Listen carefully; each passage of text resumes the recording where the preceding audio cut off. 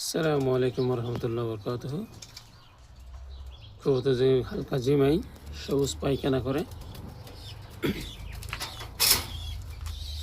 আপনার কবুতরকে সুস্থ রাখতে হলে, সুস্থ করতে হলে আপনাকে করতে হবে কি, এই যে ডক্সিক্যাপ এটা ক্যাপসুল, এটা থেকে হাফ করে একটা কবুতরকে, আর এর সাথে একটা ইমোটিল, এই যে নামটা ক্লিয়ার দেখা যাচ্ছে, ইমোটিল, এটা একসাথে করে এটা থেকে হাফ নিয়ে একটা কবুতরকে দিতে হবে সকালবেলা পানিতে করে মিক্স করে।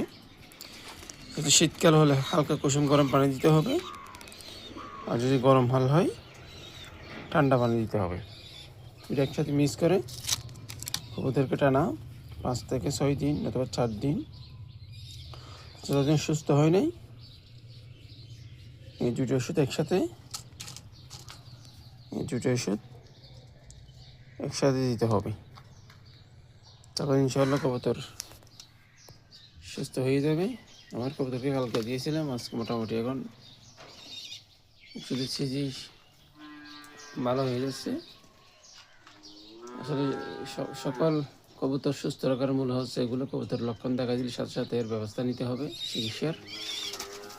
প্রতিটি কবুতর, এটা দেশি হোক, বেসার কবুতর হোক বা শৌখিন কবুতর হোক, সব কবুতরকে খাওয়ানো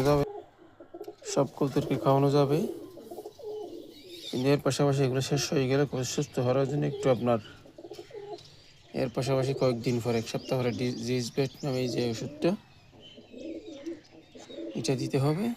এরপর আরও বিভিন্ন ভিটামিন কোর্স আছে, এগুলো করালে আপনার কবুতর 100% ভালো হয়ে যাবে ইনশাআল্লাহ। আমি মোটামুটি এই কাজগুলো করে থাকি। শীতকালে আলহামদুলিল্লাহ আমার কবুতর তেমন মরে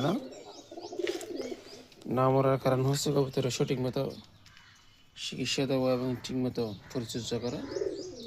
মেইন হচ্ছে কবুতরের পরিচর্যার 1 নম্বর হচ্ছে আপনার কবুতরকে ভালো খাবার দিতে হবে এবং পরিমাণ মতো নিয়মিত পানি দেবে এবং পরিষ্কার পানি, যেগুলো মানুষে খায় ওই পানিগুলো দিতে হবে। শীতকালে কিন্তু কবুতরকে ঠান্ডা পানি কোনোভাবে দেওয়া যাবে না, নলকূপ থেকে নিয়ে দিতে হবে, অথবা হালকা কুসুম গরম করে পানি দিতে হবে।